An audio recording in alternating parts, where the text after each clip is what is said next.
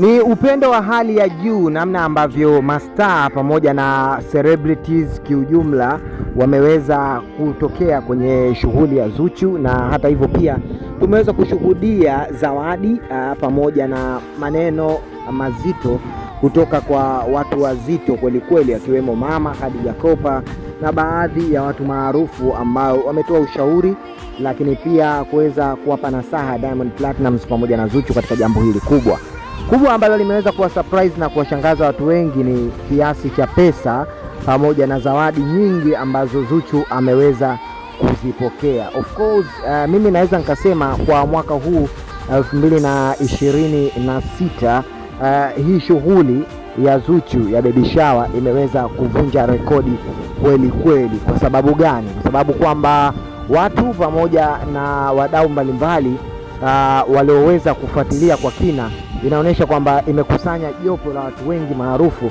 na wengi wametunza pesa nyingi sana.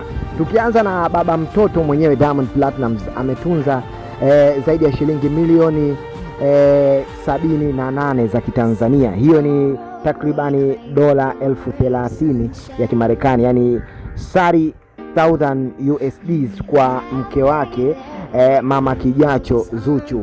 Kisi la kutosha pia kutoka kwake Diamond Platnumz iliweza kumsisimua Zuchu, lakini hata hivyo pia tuliweza kuona wadau pamoja na watu wengineo wengi ambao waliweza kufurahia, na mtu kama Haji Manara pia aliweza kupeleka mzigo wa shilingi milioni 10. Tuliona pia wadhamini mbalimbali ambao Zuchu anafanya nao kazi waliweza pia kutoa zawadi hapo, kama vile benki ambazo Zuchu anafanya nazo kazi walimweza kumzawadia pesa nyingi. Lakini hata hivyo pia tuliweza kuona baadhi ya watu wengine mbalimbali ambao ni watu wa karibu na familia ya Zuchu waliweza kutunza mashemeji zake Zuchu, wakina Idi Santos pia waliweza kutoa fedha nyingi sana kwenda kwake Zuchu. Hiyo ni ishara ya kwamba